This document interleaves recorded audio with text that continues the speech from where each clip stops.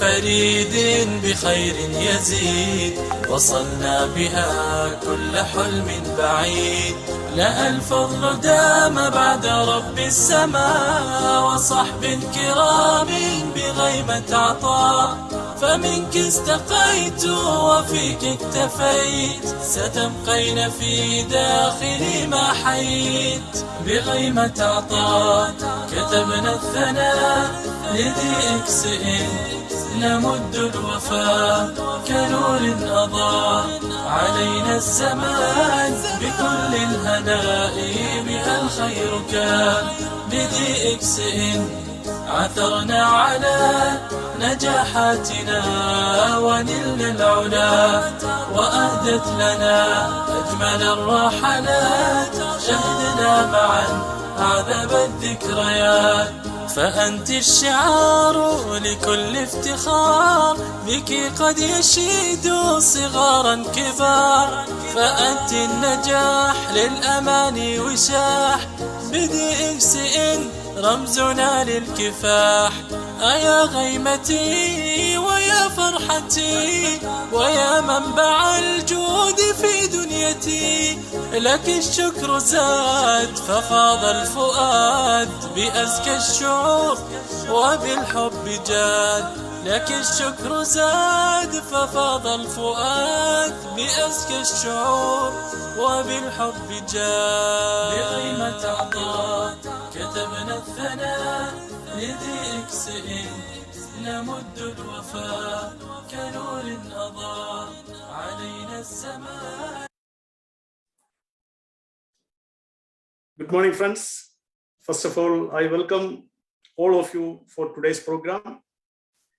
Today's program is going to handle by a Crown Ambassador from Gulf, Mr. Mohammad Fatemi Ghani, and we are having a translator. He is from Oman, Mr. Sultan Said Al-Alawi Gold Diamond. He is a very powerful leader and a direct seller.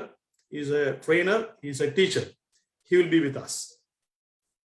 Mr. Sultan. Thank you, Mr. Boban. السلام عليكم ورحمة الله وبركاته. صباح الخير دي إكسن. حياكم الله شركاء النجاح في برنامج عبر أثير منصة دي إكسن الشرق الأوسط، في حلقة جديدة كما عودتنا دي إكسن الشرق الأوسط في برامج مستمرة ومختلفة مع مختلف القادة من مختلف دول العالم. واليوم إن شاء الله تعالى يكون عندنا برنامج مع سفير الملكي محمد فاطمي غني.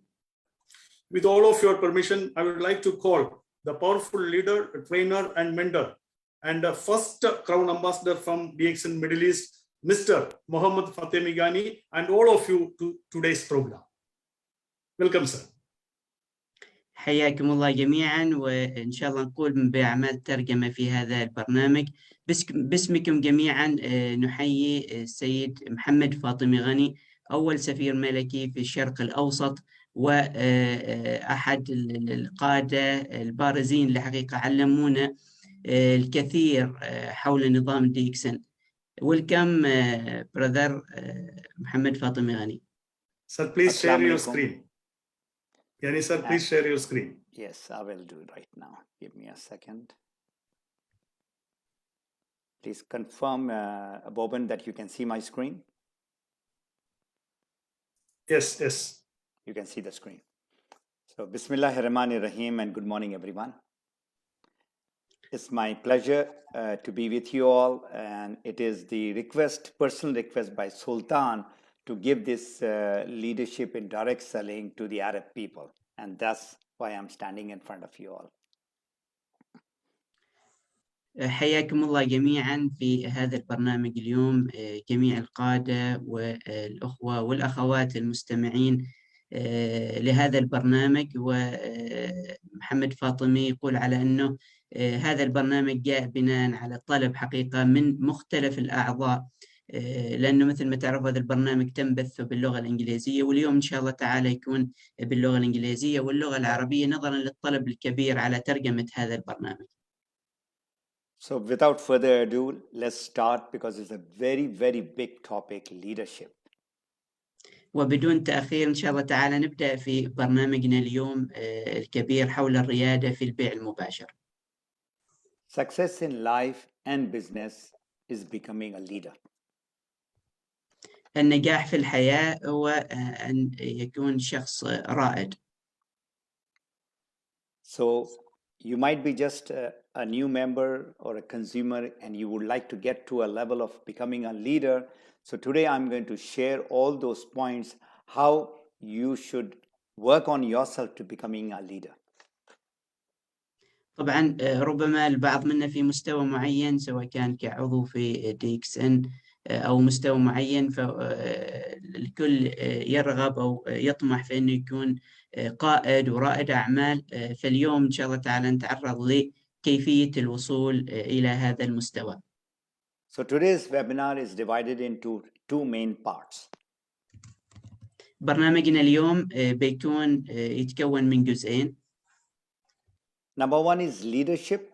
That is our main topic. The inner game, that is what you are from inside, where you need to work from inside. طبعا الجزء الأول يتكلم عن الريادة أو القيادة، والجانب الآخر هو كيفية العمل من الداخل لكل شخص للوصول إلى هذا المستوى. The second is the leadership from the outer game, which is what the leader does to the others. الجانب الآخر اللي بيتكلم عنه السيد محمد فاطمة غني يتكلم عن جانب القائد من الخارج، كيف إنه يتعامل مع الآخرين. And what I have done is both the parts have combined into the direct selling network marketing business. والجزئين سوف يتحدث عنهم من خلال البيع المباشر. Now coming to few of the things I would like you to note is I'll have a question and answer at the end. طبعا هو يقول على أساس أنه بناخذ الأسئلة وبيجاوب على الأسئلة في نهاية البرنامج. نرجو من الجميع أنه يضع الأسئلة في خانة السؤال والجواب أمامكم موجود في الشاشة. So I would request all of you to just focus, listen to what I'm talking, and do not write notes because you will get the replay. هو يطلب من الجميع على أنه يركز، وربما أنه يكون هذا التسجيل هذا البرنامج مسجل، فبإمكانكم الرجوع لاحقا إلى هذا التسجيل. So who taught me leadership? Now that is very important. It is not that I just got it, but there are people who taught me leadership. ويقول الآن السؤال الأول: من علمه الريادة أو القيادة؟ The first and foremost was my father, who taught me what is really leadership. الشخص الأول اللي علمه القيادة هو والده. And I'll tell you in the last point how he taught me about leadership. وسيخبرنا لاحقا كيف علمه القيادة. My own organization where I served for a very long time, Pakistan Air Force, that esteemed organization taught me about leadership also. طبعا عمله السابق في القوات سلاح الجو في باكستان أيضا علمه الكثير حول ريادة الأعمال والقيادة. Since 2003, after joining DXN, it was Dr. Lim's leadership qualities that really influenced me, and he taught me also about leadership. كذلك منذ بداية معرفته بالDXN في سنة 2003 كذلك تعلم القيادة من الدكتور ليم سيوغين لما علمهم عن خصائص القائد. And of course, a lot of books, lot of network marketing leaders who I interacted in the last 19 years, they taught me what is leadership.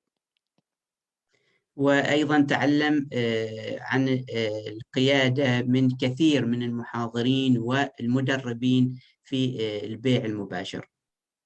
And if you would really like to become the top leaders in your organization, in your team, you need to really read a lot of books. وإذا الواحد منا يريد أن يصبح قائد حقيقي في القمة لابد أنه يقرأ الكثير من الكتب. Remember, this is a huge topic. and there are hundreds of books on leadership. So I will not be able to justify in 1 hour, but I'll try my level best to give you the golden nuggets, the most important points of how you become a leader. كما يعلم الجميع أنه هذا العنوان عنوان كبير جدا ويحتاج له إلى ساعات، ولكن هو سيحاول اليوم أن يعطينا خلاصة الخلاصة فيما يتعلق بهذا الجانب. First, you have to understand what is leadership. في البداية لابد أن نفهم ما هي القيادة. Leadership is a process and a practice. It's just not there is a system that you follow and a process that you follow of social influence on a daily basis. هو يقول القيادة عبارة عن عملية وأيضا تطبيق لكيفية التأثير الاجتماعي بطريقة يومية. And leadership is a long-term process. وهي عبارة عن عملية طويلة المدى. Nobody becomes leader overnight. ولا أحد يصبح قائد خلال يوم وليلة. Leadership is an action that you need to take of leading a group of people or an organization.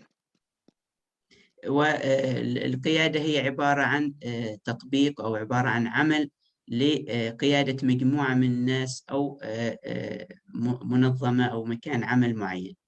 As far as Dr. Lim is concerned, his leadership is around DXN company. As far as you are concerned, it is around group of people who are your team members and leaders. وبالحديث عن دكتور لم نحن الآن نتكلم عن منظمة أو شركة DXN، ولما نتكلم عنكم نتكلم عن مجموعة من القادة الذين يقودون الآخرين من خلال نظام DXN. And now the leadership lot is around motivation, the art of motivating those group of people towards a common goal that everyone is going towards. والقيادة كذلك هي عبارة عن فن التأثير وتحفيز مجموعة من الناس للعمل تجاه تحقيق هدف جماعي أو هدف جماعي مع هذه المجموعة. Now, leadership is an action and a process. Now come to a point, who is a leader? طبعا مثل ما قلنا في البداية هي عبارة عن القيادة عبارة عن عملية، والآن نتكلم عن من هو القائد. The best example that I have found the definition of is by John Maxwell. A leader is one who knows the way, and then he goes the way, he goes in that way, and then shows the way to the people. طبعا من أفضل التعريفات اللي وجدها حول الريادة والقيادة لجون ماكسويل يقول على أنه القائد هو الشخص الذي يعرف الطريق ويمشي في الطريق ويري الآخرين الطريق. So if you look at the picture, that person who is in the front is a leader, and these are the followers. And it takes many years to have that following by those people who are looking at. طبعا هو يقول انه مثل ما تشوف في الصورة الآن شخص في الأمام وفي مجموعة تتبع هذا الشخص. هذه القيادة في شخص قائد وفي أشخاص تابعين لهذا القائد. هذه العملية تأخذ سنوات عدة. Now this is an age-old question. Are leaders born or made? طبعا هناك الآن نتكلم عن سؤال موجه للجميع: هل القائد يولد أو يصنع؟ Till my last webinar and coaching, I was always saying that leaders are made. طبعا إلى آخر لقاء تكلموا عن هذا الموضوع يقول إنه القائد يصنع. So now, studying in this last week, 10 days, I found out that there are recent studies which suggest that leadership is 30% genetic and 70% are learned. That is, they are made. الكثير من الأبحاث والدراسات الحالية تقول على أنه القيادة أو الريادة هي عبارة عن 30% جينات في الإنسان و70% عبارة عن عملية الإنسان يتعلمها، وأنه هذا القائد يتعلمها من خلال حياته. So I'll give you a simple example. If you are the eldest child of your house, automatically, your parents give you that responsibility, that leadership right on the beginning to take care of your siblings, your brothers and sisters. طبعا هو هنا يشبه القيادة أيضا في العائلة، عندما يعطي الوالدين المسؤولية للأخ أو الأخت الكبيرة الاعتناء بالأخوان والأخوات اللي أصغر منهم. So if you look at the figure, 70% are made leaders. They are not born. مثل ما تروا أمامكم في الإحصاءات أنه 70% من القادة يصنعوا. So the answer, are leaders born or made? They are both. They are born also and they are made also. والإجابة تكون بالتالي أنه القادة يولدوا ويصنعوا في نفس الوقت. So even if you are not born leader, that 70% you are, for example, if you have the desire, the enthusiasm, you would like to do something, then you can become an effective leader. وبالنظر إلى الإحصاء، إذا احنا نتكلم عن 70% من القادة الذي يصنعوا جاءوا من خلال الرغبة الصادقة أنه هذا الشخص يكون قائد أو رائد في مجال عمله. So as I said, on leadership and the leadership qualities, there are many. طبعا يقول أنه توجد العديد من الصفات للقائد أو رائد العمل. So from A to V, if you look at it, I cannot go through all of them. I will send you this slide to Sultan, or I'll just put it in the Facebook. These are the qualities and many other qualities of a good leader. طبعا بالحديث عن صفات القائد أو رائد العمل، هناك الكثير، ترون أمامكم الكثير من مواصفات التي يتصف بها القائد، ولا يمكن الخوض والحديث حولها جميعها، ولكن سوف يبعث بهذه الشريحة أو يضعها من خلال الفيسبوك، بإمكان الجميع أن يرجع لها لاحقا. So if you look at all these qualities, there are approximately 40 qualities, and I've selected about 15 out of these 40 qualities. طبعا هو يقول أنه توجد 40 صفة من الصفات التي تحلى بها القائد، وهو سوف يتكلم في هذا البرنامج عن 15 صفة. So the first quality is the vision and the mission of the leader.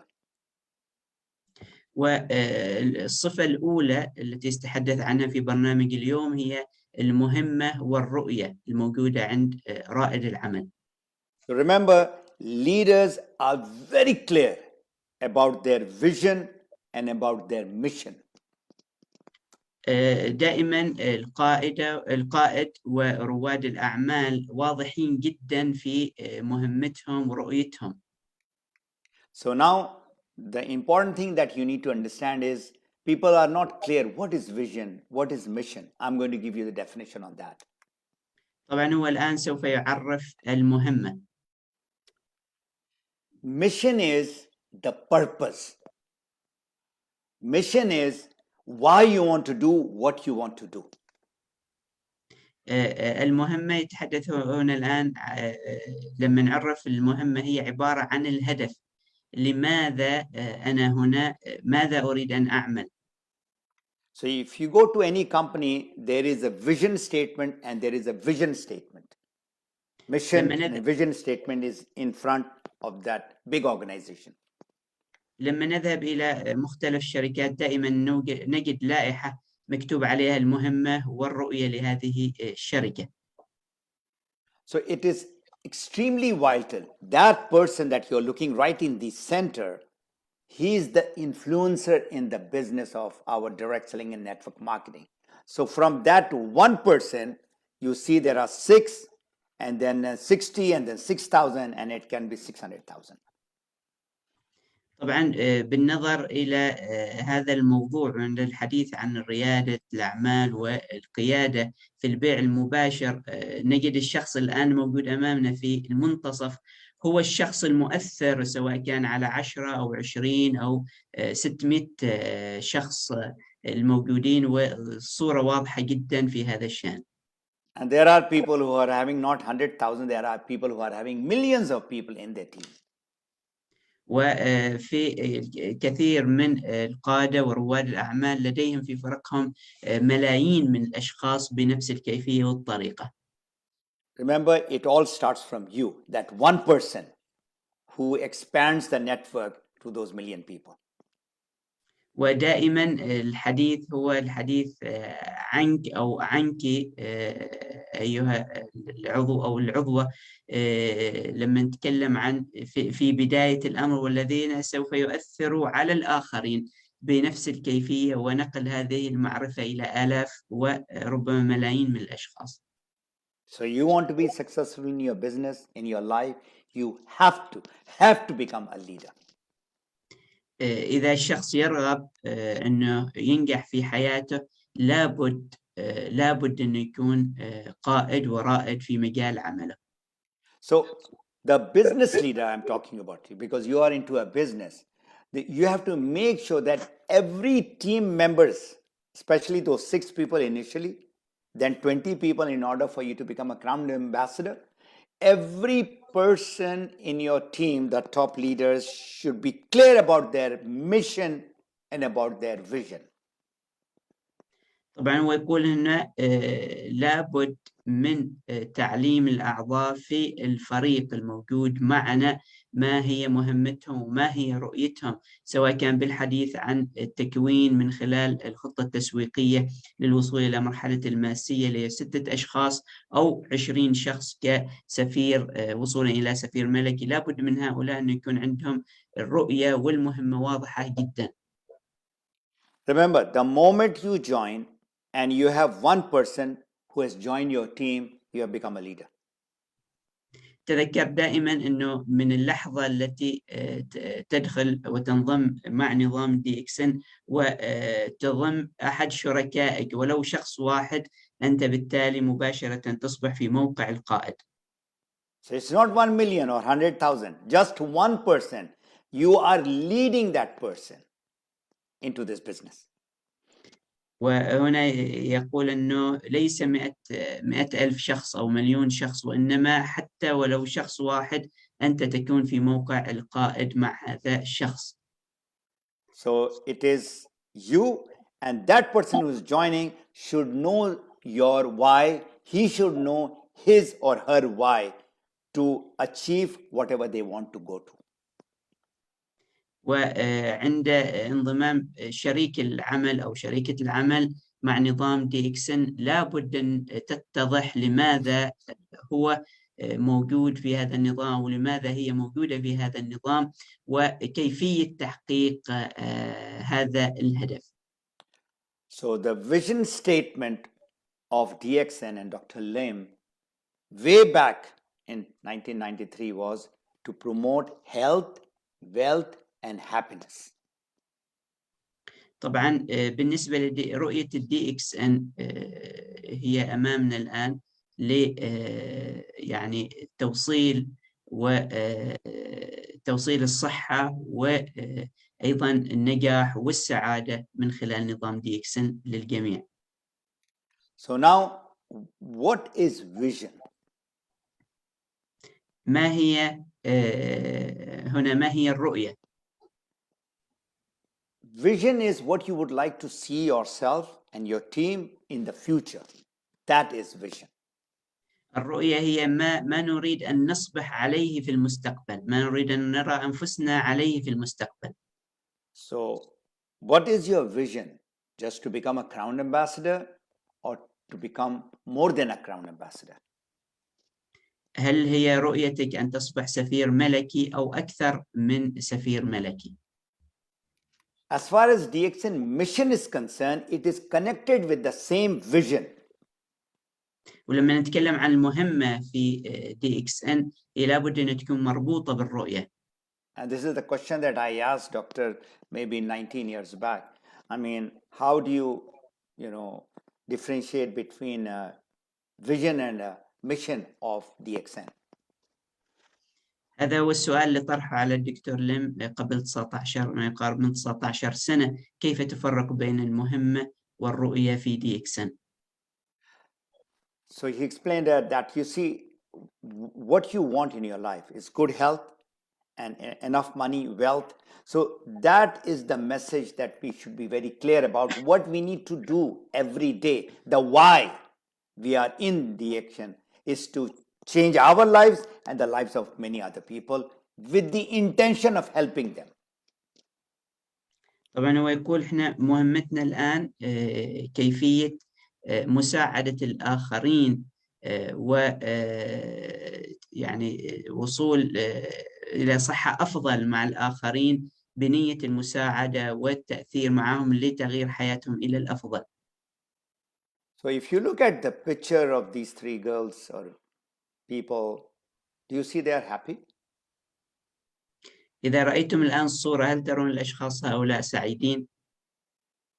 Of course, they're laughing. The happiness is an inner game again. Happiness is from inside. You cannot force people to be happy.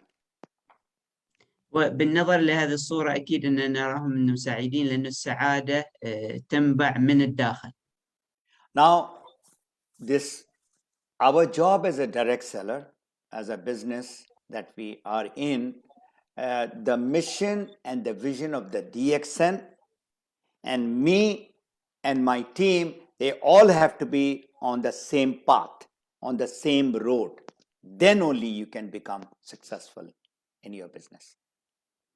طبعا مهمتنا الآن أو عملنا الآن يعني أشخاص موجودين في نظام DXN وفي البيع المباشر كقادة لابد من التوافق الجميع لنفس الرؤية ونفس المهمة من خلال نظام DXN. Your entire success depends on that number one thing, which is mission and vision. أول شيء يعتمد عليه نجاحنا كقادة وكرواد أعمال اللي هو الجواب على هذا السؤال اللي هو ما هي المهمة وما هي الرؤية. Remember those three words, health, wealth, and happiness. This is the need of everyone. تذكروا دائما أنه الصحة والنجاح والسعادة هي عبارة عن حاجة لدى الجميع. Now, those people who are in your team, who are your leaders, who have just joined, are they having the same priority of their health and their business? هل هو يقول هنا هل الموجودين معنا في الفريق هل أولوياتهم هي نفس الأولويات هذه أم لا؟ I'm going to ask you one question. I mean, this is a very important question. Do you think DXN is your company? هو يسألنا جميعا الآن هذا السؤال، هل نعتقد أنه DXN هي شركتنا؟ You have to answer this question to yourself. يجب أن نجاوب على هذا السؤال بأنفسنا. And is your and your team's mission and vision aligned with DXN? وهو السؤال الآن السؤال الثاني يقول هل بالنسبة لنا وبالنسبة لفرقنا هل هي المهمة والرؤية متوافقة مع رؤية ومهمة DXN؟ So you cannot become successful if you're going in this path and your leaders are going in this path and this path and that path. It is not possible. وبالتالي لابد من التوافق، وإلا إذا كان كل واحد منا مع فريقه مع الموجودين من شركائه يمشي في اتجاه آخر لن نصل إلى النجاح. Now, this question is very, very important why leaders and leadership is critical in our network marketing business. وهو يقول إنه هذا السؤال جدا مهم، وهو لماذا القادة أو رواد الأعمال، لماذا القيادة مهمة جدا في البيع المباشر. Alhamdulillah, I've seen a lot of really giant leaders in the Arab world. أنا رأيت رواد أعمال وقادة في عرب موجودين معنا. If I name one and I forget one, so that will not do me justice. So I'll not name anyone, but you know exactly how they are moving their business. They are the movers and the shakers of the business. طبعا هو يقول إنه لن يكون من العدالة أن أذكر اسم أو اسمين، وبالتالي ما يمكن أن نذكر الأسماء من كثرة هؤلاء رواد الأعمال الموجودين معنا في العالم العربي كذلك. Still, I'll just, because I just cannot hold on, there are just about maybe 7-8 names which is coming in my mind right now. طبعا هو يقول إنه الآن في ذهني ما يقارب من 9 أو 8 أسماء. So I met Ahmed Masadi back in 2003, and from that one route, you know, there are so many, including you yourself, Sultan, Ahmed Jamal, then Hassan Qatari, then down after years, many leaders evolved. ويقولوا من 2003 قابل كثير من القادة الرائعين، بداية من المهندس أحمد المسعدي وجمال المسعدي، سلطان العلوي، كذلك دكتور حسن الكثيري، Mahmoud al-Masri, Dr. Abdul Razak, Rayed. I mean, these are the people who Huda Tahmaz, and then Ms. Amira, and all these are the people who just came very recently. They just joined about 5 years, 7 years, 8 years back. Jamal and Ahmed and Hassan Qatari, you also, I met you in 2005, I believe. So these are the people who are there from a very, very long time. These are giant leaders of Arab world. ويقول على أنه طبعا توجد مجموعة من الأسماء الذين قابلهم من خلال عالم DXN، وهم بمثابة قادة حقيقيين في هذا النظام منذ البداية، سواء كان منذ البداية مع نظام DXN أو حتى مؤخرا من خلال نظام DXN كما ذكر. I'm sorry if I missed out your name, and you are a leader for sure, but definitely it is not something that people should be hungry of, you know, why my name has not been taken off. I'll be talking about this particular thing at the later part. But if you think you are a leader, you are a leader. هو يعتذر إذا ما تكلم عن شخص أو ما ذكر اسم شخص، ولكن يقول إنه هذا تحديدا سوف يتحدث عنه في جزء لاحق من برنامجنا اليوم، ولكن إذا أي واحد منا يظن أنه قائد فهو بالفعل قائد. Now, direct selling business revolves around leaders. That one person has got that so many hundreds of thousands or over a million people. طبعا هو يؤكد على أنه البيع المباشر دائما وهذا العمل يدور حول قائد واحد، سواء كان من حوله ألوف من الناس أو ملايين من الناس. If this is the best product in the world, it cannot be sold by itself. It does not go out. So they need people, and you are that person who will move it with your hundreds of thousands of people. طبعا ويقول إذا كان عندنا منتج معين، منتج ممتاز جدا، لن يبيع من تلقاء نفسه، ولكن لابد من وجود أشخاص يبيعون هذا المنتج لآلاف وربما ملايين من الناس.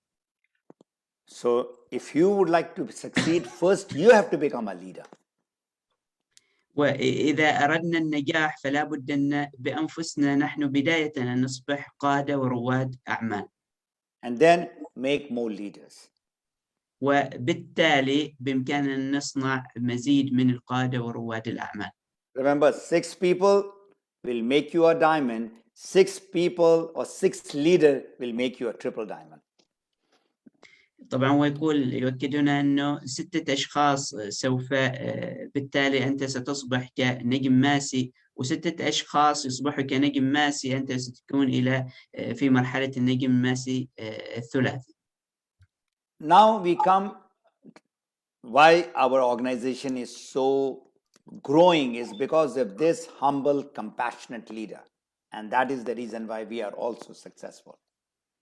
لماذا شركتنا ناجحة؟ بسبب تواضع وطموح هذا القائد الذي نرى أمامنا. Being in the Middle East, we are very fortunate to have leadership in the management with these 3 great people who had been helping us. And everybody agree that because of them, our business is being supported and we are moving in the right direction. وأيضا ويقول أن نحن محظوظين في دي إكسن الشرق الأوسط بوجود قادة في إدارة دي إكسن الشرق الأوسط موجودين، صورهم أمامنا الآن. So if you are searching for leaders in your team, then you have to remember one very important thing. إذا الواحد منا يطمح أنه يكون قائد ورائد عمل في فريقه، لابد أن يتذكر شيء واحد. Leaders are like eagles, this beautiful bird you can see. They don't flock. You will find leader one at a time. طبعا هو يقول على أن القائد مثل النسر في يحلق في السماء. هو لا يوجد لديه وقت للتصفيق، وإنما لكي يحلق في هذا المستوى. How do you test a leader? كيف تختبر القائد؟ Give them a book and see, and give them a time also, say 15 days or a week, and then you see their feedback after 15 days or a week. طبعا تختبر القائد، يقول هو أنك تعطاه كتاب وتعطاه وقت، ونقول 15 يوم. بهذه الطريقة سوف تختبر هذا الشخص. So after a week, if you ask the person and says, I didn't get time, or I read a little bit, and one person, says, yeah, I've completed it and I've got all these questions. So you know exactly who is a leader. طبعا إذا هو قرأ الكتاب سوف يجاوب على أسئلتك، وبالتالي تعرف هذا الشخص هل عنده هذه صفة القيادة. Number 2 quality is thoughts, the way they think. الصفة الثانية هي التفكير أو كيفية تفكير هذا الشخص. How does a leader think? كيف القائد يفكر؟ They think differently. يفكر بطريقة مختلفة. They look at a problem and immediately they found a solution or they find a solution. عندما ينظرون إلى مشكلة مباشرة يفكرون في الحل. Because their why, they know their why. And they do their business without a constant checking or micromanagement. طبعا هم لأنهم دائما يعرفوا إيش هي مهمتهم، وبالتالي ما يحتاجوا إلى إدارة دقيقة أو لصيقة مباشرة فيها، لأنهم يعرفوا لماذا هم في هذه الصناعة وفيها مع نظام دي إكسن. So the vision is big, where they would like to go with his team. So they think big, they think differently. وبالتالي القادة ورواد الأعمال يفكرون بطريقة كبيرة وطريقة مختلفة كذلك. So they have dream which is very big, and then they work on that. They just don't dream. طبعا هم لديهم أحلام كبيرة، وبالتالي هم يعملوا على تحقيق هذه الأحلام. They're the people with imagination. هم أشخاص بمخيلة كبيرة. They are visionary leader. They think much ahead of now, 5 years, 10 years, 20 years, where they and their team will be. طبعا هم أيضا أشخاص يفكروا بطريقة كبيرة للمستقبل، وطريقة عندهم رؤية كبيرة للمستقبل كذلك. Quality number 3 is goals. الصفة رقم 3 اللي هي الأهداف. Where they want to go and what are their targets. إلى أين يريدوا أن يوصلوا وما هي أهدافهم أو الأشياء اللي يريدوا أن يحققوها. They write it, they action it, they review it, and they see where they are, where they would like to go after 3 years, where they are today. يكتبوا القادة ورواد الأعمال يكتبوا هذه الأهداف، يطبقوها ويعملوا على تحقيقها، يراجعوها من فترة إلى فترة، ويعملوا تقييم لهذه الأهداف هل وصلوا إليها أم لا. They measure their progress on a weekly basis, on a monthly basis, quarterly basis, and on a yearly basis. ويقيسوا أدائهم دائما بشكل أسبوعي، شكل شهري، شكل ربع سنوي، وأيضا بشكل سنوي. Number 4 is knowledge. المواصفة الرابعة هي المعرفة. What they know and then how they use that knowledge. ماذا هم يعرفوا وأيضا كيفية استخدام هذه المعرفة. So remember, knowledge is not power. Knowledge with action only makes it power. فدائما نتذكر أنه المعرفة ليست قوة، ولكن المعرفة مع التطبيق هي القوة. Remember, great leaders are dreamers and they are doers. They are action takers. رواد الأعمال العظماء والقادة العظماء هم من لديهم أحلام وفي نفس الوقت يطبقوا ويفعلوا للوصول لتحقيق هذه الأحلام. So if you want to become a leader, you have to become a reader. وإذا نريد أن نكون قادة ورواد أعمال لابد أن نكون قراء أيضا في نفس الوقت. And this, I got this golden tip from Mark Yonel, one of the top network marketing guru. I went to his house to learn, and he just taught me one thing. When he brought me to his library and said, what do you look at all around? Books. And that's what he said. If you want to become a leader successful in your business, you have to read, read, read. وهذه القاعدة الذهبية أخذها من أيضا معلمه مارك يانل. هو يقول له ماذا تنظر حولك الآن؟ يقول هذه الكتب جميعها، فلا بد أنه مواصفات القائد أنه يكون قارئ في نفس الوقت. So who is a business leader? من هو القائد في مجال العمل؟ He is a professional student of business. Always he's looking for new ideas and information. Our knowledge has to keep on increasing every day, every week.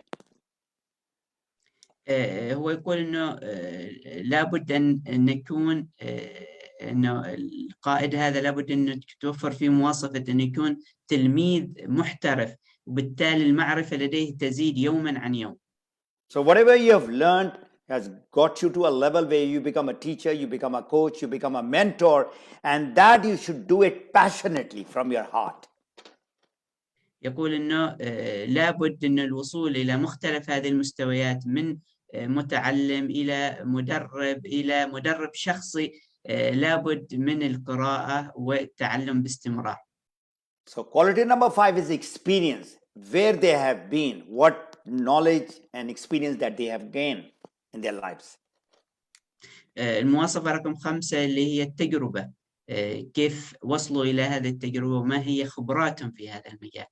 So the more challenges and problems that they faced, so they have come out of it, and that will attract more of their followers. طبعا دائما القادة عندهم يعني مروا بتحديات معينة في حياتهم، وبالتالي التابعين أو شركائهم في النجاح يتعلموا منهم من خلال تجربتهم. Quality number 6 is communication. المواصفة رقم 6 هي التواصل مع الآخرين.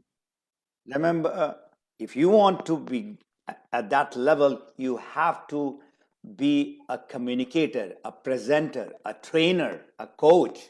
So that is a very important part of that leadership quality. ولكي نكون في عند مواصفة القائد لابد أن نتواصل مع الآخرين، نكون مدربين، معلمين للآخرين، وبالتالي سوف يكون في هذا المستوى. Learning is one part, speaking is another part, and the third part of the communication is listening. We need to listen to the problems of people. التعلم جانب واحد، أيضا الجانب الآخر تعليم الآخرين، والجانب الثالث تحدث عن الاستماع. Quality number 7 is character, who they are from inside. طبعا المواصفة رقم 7 اللي هو الشخص من هو من داخله، ما هي مواصفته الحقيقية. And their followers and the people who are looking at that person can feel the depth of that person's character. طبعا شخصية ومواصفة الشخص يراها الآخرين وهي تنبع من الداخل، من داخل الإنسان. What they say, they do. What they do, they say. ما يقولوا ما يفعلون ويفعلوا ما يقولون. The quality number 8 is connected with character, integrity. طبعا المواصفة رقم 8 هي متصلة بالمواصفة الأولى، واللي هي وجدان الشخص أو مواصفة الشخص في حد ذاته. Again, integrity is the integral part of their character. طبعا هو يقول إنه هي المواصفة هذه مرتبطة أيضا بالمواصفة الأولى. Integrity and honesty, they go hand in hand. هذه الصفة والمصداقية تكون دائما مع بعض. These circumstances and the situation and the problems should not change their integrity. أي مشاكل أو أي مواقف يجب أن ما تغير من نزاهة هذا الشخص. So there is no compromise in the principles. What is right, irrespective he's your brother or he's whatever close friend. Your principle of truth should not be compromised. طبعا دائما القائد لا يتنازل عن يكون نزيه دائما، ولا يتنازل عن مبادئه مهما كان الظروف، مهما كان التعامل مع الأشخاص، سواء كان مع أخوه أو مع غيره. هي النزاهة دائما تكون مع القائد. And this trust, which is extremely important part of our business, is connected with your character and your integrity. طبعا دائما هذه المواصفة لابد أن تكون أيضا متصلة مع النزاهة مع الثقة، وهي حاجة رئيسية في عملنا. So network marketing people, should keep away from these few things. Keep away, avoid it. طبعا دائما في البيع المباشر القادة لابد أنه يتحلوا بمثل هذه الصفات. Overclaiming of the product and the income. ويبتعدوا عن صفة اللي هي المبالغة، سواء كان من جانب الصحة أو جانب أيضا النجاح. And too much hype, too much of lies, what is not there, also you are showing it, or the people are showing it. ودائما القادة يكونوا بعيدين عن عملية لا قدر الله الكذب أو إنه المبالغة في الحديث وصولا إلى الكذب. Breaking the promise. أو عدم الإيفاء بالوعود. Unethical practice. What is not right as per the rules and regulation of DXN, we should not do. وطبعا دائما القادة يكونوا بعيدين عن يعني الأفعال الغير أخلاقية. Underpricing, overpricing. سواء كان بتنزيل أيضا بيع المنتجات بأقل من سعرها أو أعلى من سعرها بكثير. Remember, trust that you have with people, it builds after many, many years. but it breaks in just few seconds. دائما الثقة تنبني بمرور الوقت، وقد يأخذ الإنسان سنوات لبناء هذه الثقة، ولكن ربما أنها تضيع في لحظة. Quality number 9 is gratitude. المواصفة التاسعة اللي هو الامتنان. So when a leader has an attitude of saying thank you, gratitude, always remembering the good thing, that person makes a difference in the lives of others. طبعا القائد والشخص الذي يكون عنده امتنان وشكر لأعمال الآخرين ولو كانت صغيرة دائما يعمل الفرق مع الآخرين. On only gratitude, I can talk for 1 hour because there are so many examples of this in the real life. طبعا هو يقول انه في هذا الجانب وجانب الامتنان ربما انه يقدر انه يتكلم اكثر من ساعة لأهمية ايضا هذا الجانب. So please be grateful. Starting from, of course, Allah, we are grateful. And even the people who are helping you in any way, small or big, be grateful to that person also. دائما نكون ممتنين، يجب أن نكون ممتنين للآخرين سواء كان لله سبحانه وتعالى أو الآخرين مهما صغرت أعمالهم، أو أنه أيضا هم يكونوا سواء كان كبار أو صغار. Motivation, quality number 10. المواصفة العاشرة اللي هي التحفيز. They are self-motivated people. القادة دائما ورواد الأعمال دائما عبارة عن متحفزين ذاتيا. And that motivation is what drives them to that success and where they want to reach. وهذا الحافز وهذا الدافع هو الذي يحركهم باستمرار. And they are fully laser focused. ودائما القادة ورواد الأعمال هم عبارة عن أشخاص مركزين دائما على الهدف. So they, do not get distracted with few things here and there. وهم دائما غير مشتتين هنا وهناك. So sometimes they have to say no to a lot of things. And that is where they are focused into their path of success. وبالتالي هم يعني يجب أن يقولوا لا في بعض المواقف على أساس أنهم يبقوا على نفس الهدف ونفس الطريق. Leaders are people's people. طبعا المواصفة رقم 12 يعني هم أشخاص للآخرين. Relationship with people who they know. طبعا العلاقة مع الآخرين الذين يعرفونهم. With the right people, you will get the right result.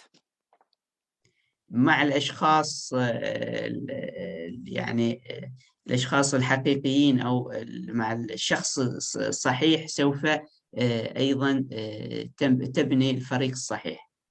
Remember, the name of our industry or business is called network marketing. And network means people.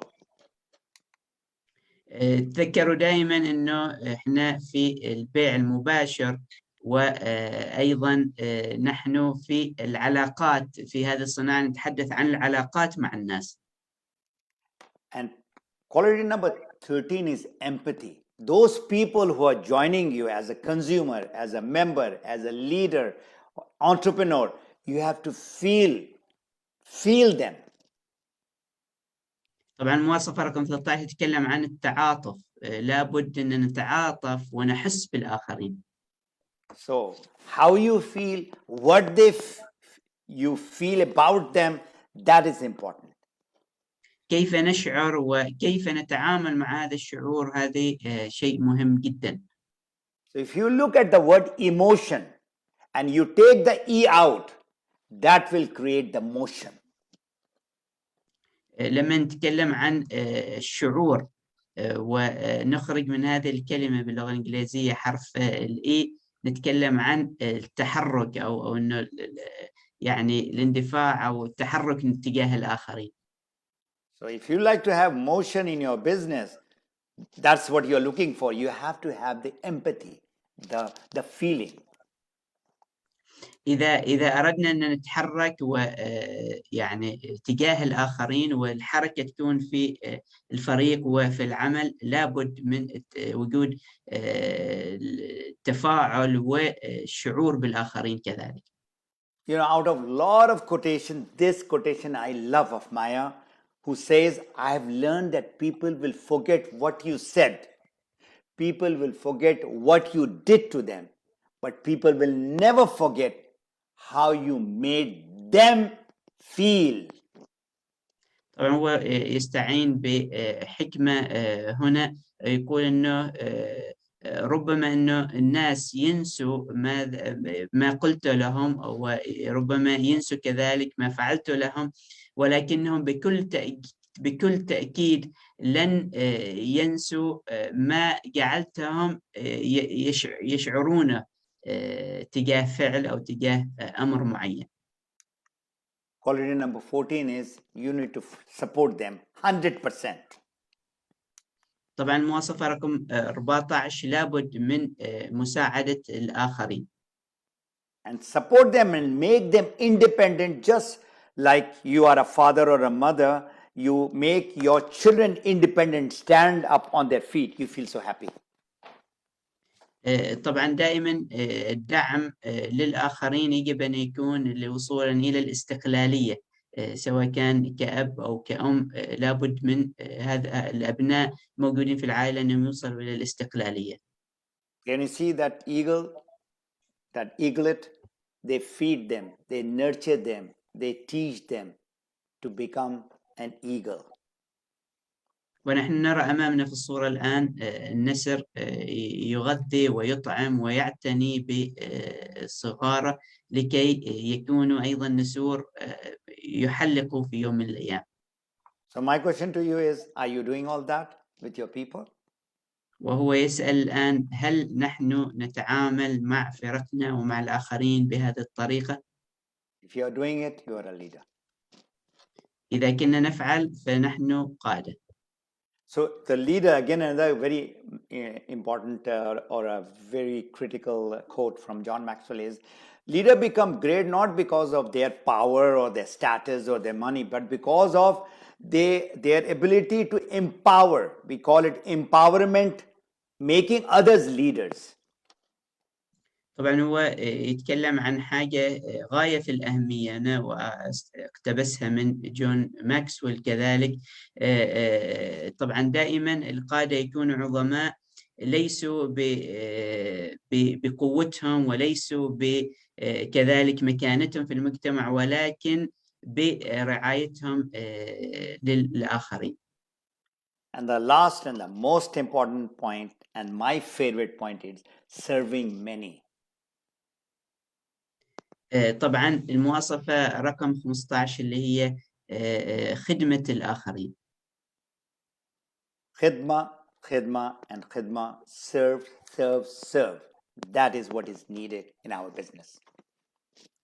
دائما هو يقول أنه خدمة الآخرين وخدمة الآخرين هذا ما هو مطلوب في عملنا. A commitment to service, and this is Ritz Carlson saying, we are ladies and gentlemen serving ladies and gentlemen, serving people. طبعا هو يقول أنه التعهد للخدمة، نحن رجالا ونساء نخدم أيضا رجال ونساء آخرين. And everybody knows about Marriott Hotel. الجميع يعرف فندق ماريوت. And it was the first TSIP we stayed in Marriott Hotel, and they gave us this book. أول رحلة حافز سفر تدريبي كان في فندق ماريوت وأعطوهم هذا الكتاب. And you know, what is the title of the book is The Spirit to Serve. طبعا عنوان الكتاب كان روح الخدمة. The best definition of leadership, sorry for that typo, I just made it now this one, servant leadership. We have to be a servant leadership. أفضل تعريف للقيادة والريادة هي قيادة الخدمة. Leadership is not a concept, it's not a title. Leadership is to serve many, many, many people. And once you do that, automatically you will become successful, you will earn the respect, and you will earn the dua of the people, the blessings of the people. طبعا هو يقول إنه الريادة والقيادة ليست مفهوم فقط أو إنه عنوان فقط، وإنما هي عبارة عن خدمة وخدمة كثير من الناس في تلك اللحظة، ومع خدمة الكثير من الناس سوف نحصل على القيادة والنجاح ودعاء الآخرين لنا. So great leaders, they don't set out to become a big leader. Their main aim is, the target that they have is how many people's life they can change, how many people's life they can make a big difference to. These are the leaders. دائما القادة العظماء ليسوا موجودين أو ليس هدفهم فقط ليقال عنهم أنهم قادة، ولكن لكي يعني يعملوا تغيير في حياة الناس. Leaders leave legacy. Even after their death, people remember them. طبعا دائما القادة رواد الأعمال دائما يعيشوا لكي يبقوا أثر وإرث حتى بعد فترة طويلة أو حتى بعد مماتهم. The best example is from all the prophets who came from Adam alayhi salam to Muhammad, our beloved Prophet Muhammad. He is the person who has changed the world.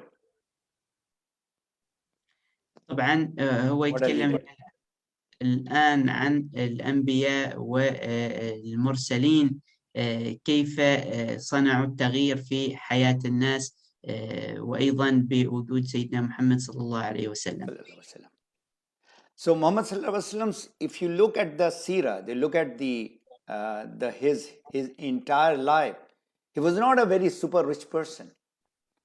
And if you look at that, it is unbelievable, the leadership quality that he has. And that is the reason why in one of the books called The 100 Most Influential Person, and this was written by an American who was a non-Muslim, and he had made out of 100 people him, Muhammad sallallahu alaihi wasallam, as the number one leader. طبعا يتكلمنا عن سيد المرسلين صلى الله عليه وسلم، ويقول بالنظر إلى حياته ليس شخص يعني شخص متواضع كان، وكتبوا الكتاب عنه والمؤلفين، من ضمن مؤلف أمريكي كتب عن 100 شخصية مؤثرة، وكانت شخصية النبي محمد صلى الله عليه وسلم هي الشخصية الأولى تأثيرا. So these prophets, if you look at them, their lives were full of challenges, sacrifice, and even today and forever they will be remembered. طبعا لما ننظر إلى حياة الأنبياء والمرسلين دائما هي مليئة بالتحديات والمشكلات التي واجهوها، ولكن حتى اليوم وحتى في المستقبل الجميع يتذكرهم. So this is our beloved Prophet Muhammad. The leader of a people is their servant. This is his quote. Servant leadership that I was talking to you about. He was there every time, whether the building of the mosque or in the battlefield. Every time he was there with his people. طبعا هو يقول إنه النبي صلى الله عليه وسلم وصف القائد على إنه هو خادم للناس وقريب من حياة الناس ويخدم الناس ويساعد الناس. And as I said, this is the most important quality of a leader. ولهذا هو يقول إنه أهم مواصفة وأهم صفة للقائد هي خدمة الآخرين. They are the givers and they give people unconditionally. طبعا هم المعطين وهم الذين يعطون الآخرين بدون مقابل وبدون يعني انتظار المقابل. So I'll recap my today's webinar into 4 I's. وهو الآن سوف يقوم بتلخيص محاضرة وبرنامج اليوم، ويتحدث عن 4 حرف الآي باللغة الإنجليزية 4 مرات أو 4 كلمات تبدأ بحرف الآي. I is intention. يقول إنه الآي اللي هي أول كلمة الانتنشن اللي هي يعني النية. Niya. And the first hadith is Innama amalu binniyat. What niya that you have as a person, as a leader? طبعا هو يقول إنه الحديث عن النبي صلى الله عليه وسلم يقول إنما الأعمال بالنيات، وما هي نية هذا القائد. And then the second I is the influence that the leader is having on the other people.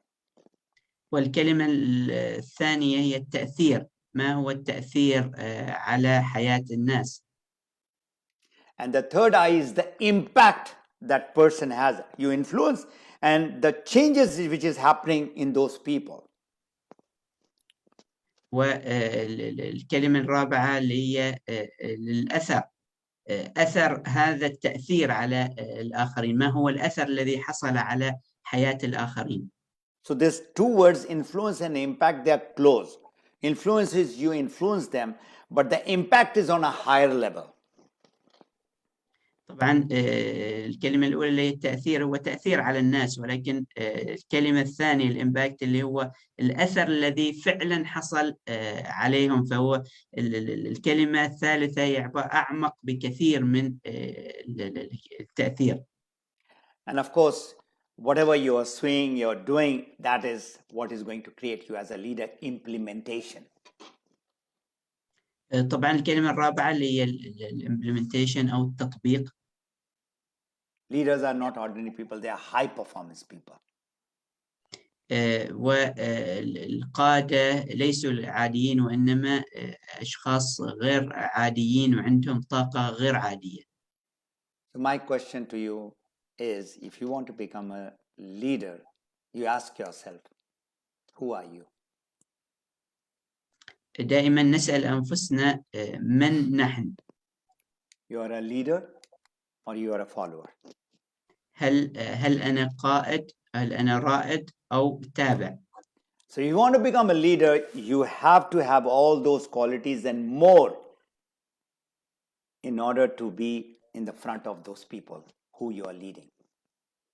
إذا كنا بالفعل نريد أن نكون قادة، لابد أن نتصف بهذه الصفات وأكثر لكي نكون في الأمام ونؤثر في حياة الناس ويكون مردود لهذا التأثير.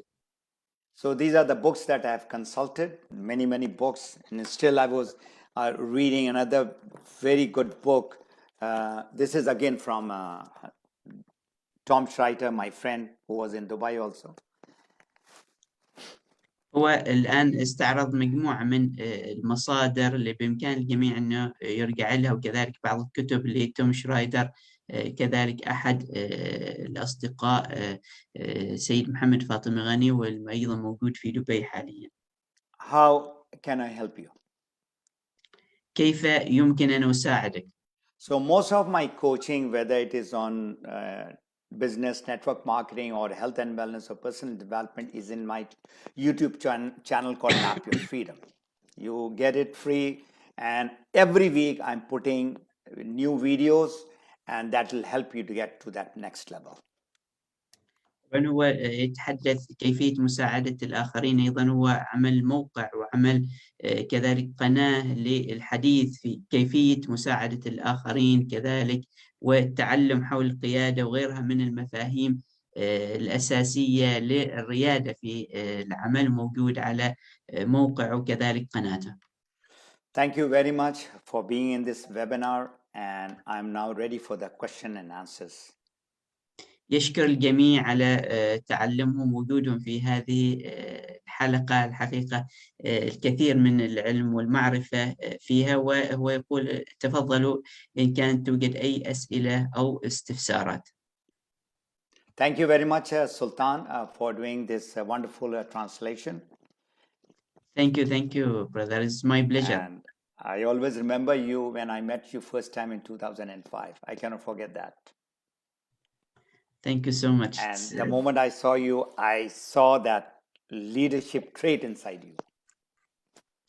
طبعا هو يقول انه يتذكر اللحظات لما تعرفنا على بعض في سنة 2005 ويقول انا رأيت مواصفات القادة فيك وفي امثالك من ناجحين مع نظام DXN.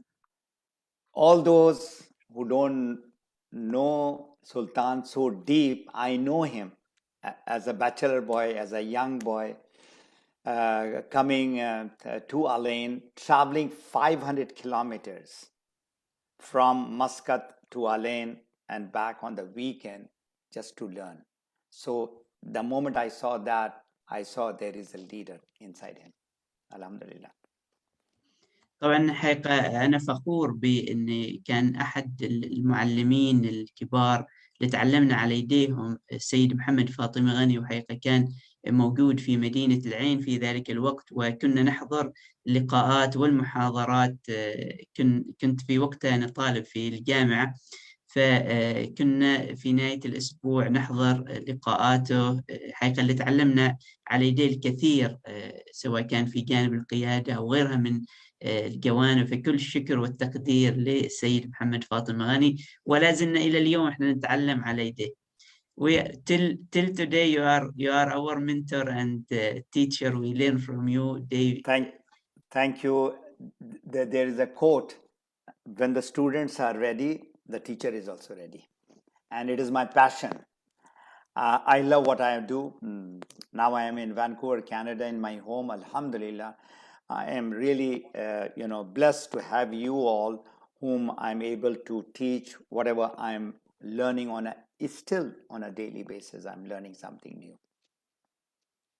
طبعا هو يقول دائما إذا كان يوجد تلاميذ قابلين للتعلم سوف يتوفر الأستاذ وسيكون الأستاذ موجود. هو يقول عن نفسه أنه لا زال أنه يتعلم يوميا عن الصناعة وعن صفات القائد. All right, so are we ready for question and answers? هل نحن جاهزين؟ إذا توجد لديكم أي أسئلة أو استفسارات تطرحوها فرصة لطرحها. And tell them to put it in the Q&A. Those people, I'm looking 199 people just now in the participant. If you can write your questions, I'll be more than happy to answer any of your questions. طبعا ممكن نغتنم الفرصة وجود السيد محمد فاطمي غني الآن معنا، وبإمكانكم كتابة أي أسئلة معينة في خانة الأسئلة والأجوبة Q&A أمامنا في على الزوم. There is one question. Our mentor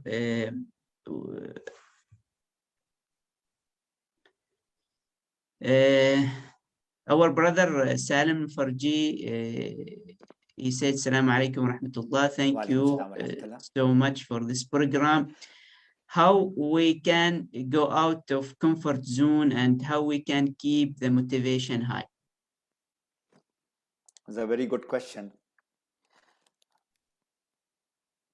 Quality number one,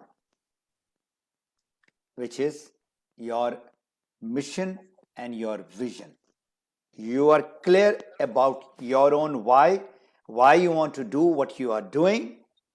You want to have good health, you want to have wealth, and you want to have happiness. So that is what is needed. You should be very clear why you are doing this DXN. For yourself, of course, you should start with yourself. But as far as that motivation is concerned, motivation I cannot give, Dr. Lim cannot give. Nobody can give you motivation. Only you have to have a motivation. For example, my phone was completely dead in the morning. Now it has got about 90% of the charge. This charging has to be done by you. You can have the best of the phone, best of everything, but this is useless piece of equipment if I don't charge it. And that charging, only and only your why will get you there. Self-motivation is where you would like to be, how many people's life you want to change. If you have only money as your self-motivation, then you will not go further in your journey of success. If you have only title that I would like to become Crown Ambassador or a Crown Diamond, you will not go further because it is limited. It has to be, much bigger. How many people's life, the last one again, coming from first point to the last point, how many people's life you want to change? If you have that in yourself, because in the end, it is the blessing, it is the respect, what you are leaving behind after you leave this world, all that you need to ask yourself. So go ahead, you have been writing the... طبعا thank you مستر محمد فاطمي. يوجد سؤال من أحد الأخوة: كيف نخرج من نطاق الراحة وكيف المحافظة على الحماس؟ طبعا هو سيد محمد فاطمي غني تكلم وجاوب عن هذا، إنه يقول إنه المواصفة رقم 1 مواصفات القادة دائما يكون ورائد الأعمال يكون دائما عنده وضوح لماذا هو موجود في هذه الصناعة وفي هذا العمل. المهمة هو الرؤية، لابد أن الشخص تكون عنده مهمة ورؤية في المجال الذي يعمل فيه حتى تكون الدافعية والحافز الذاتي موجود.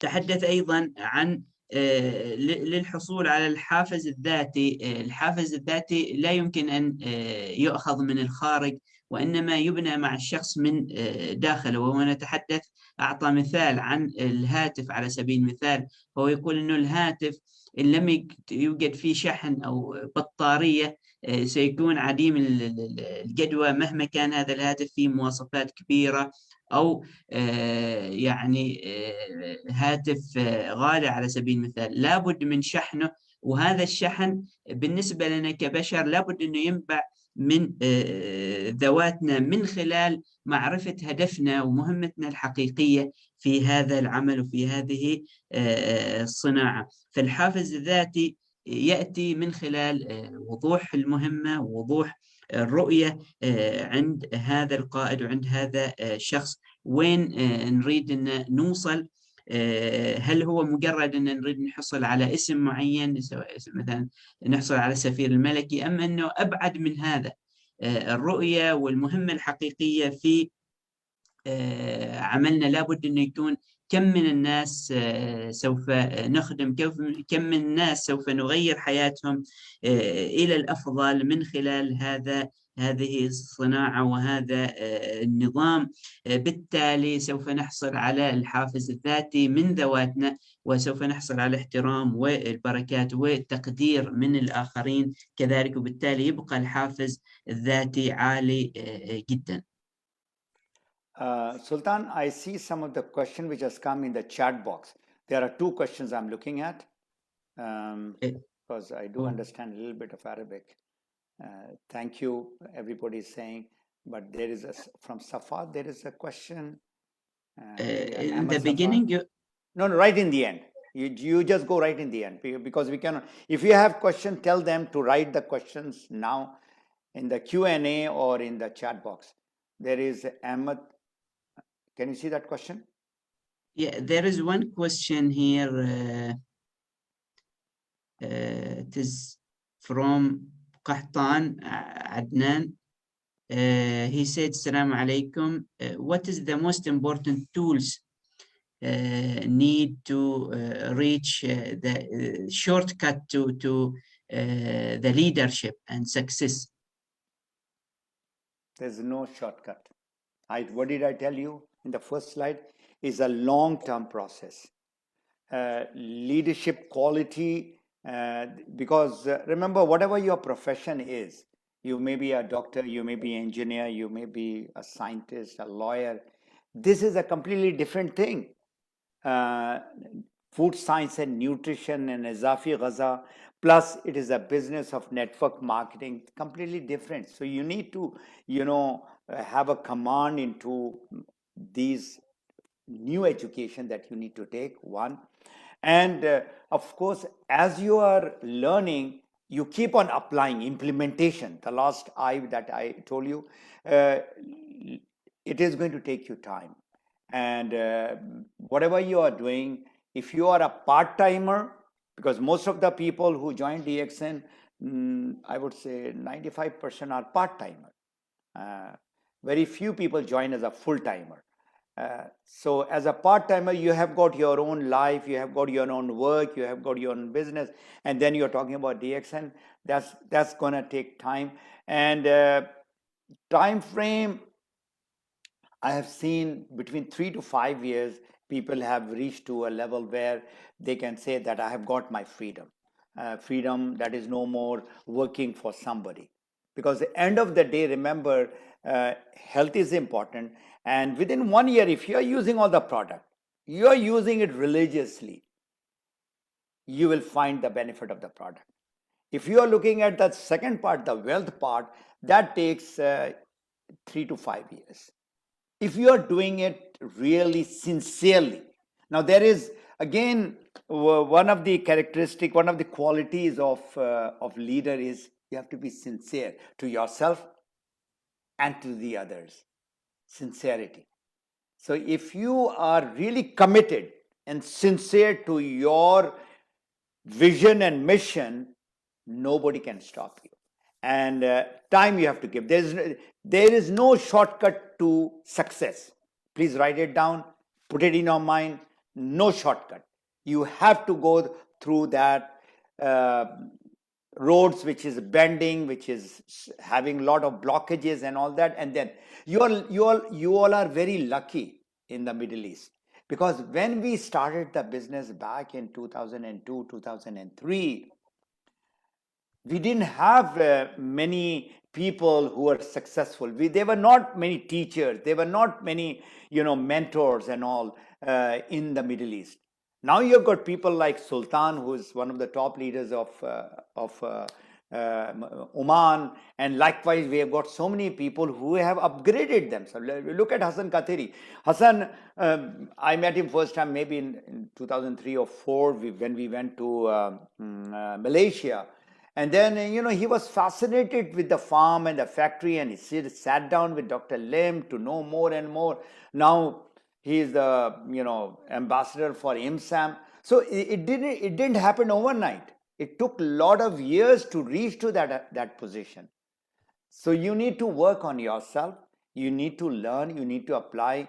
And leadership is all how many people are following you and how many people's life you have changed. So long answer to your short question, and a short answer is there is no shortcut to leadership. It will take time, maybe 5 years, maybe 10 years, 15 years, and then you will reach to wherever you would like to go. Please go ahead. A very Thank good you, question. thank you, Very brother. good question.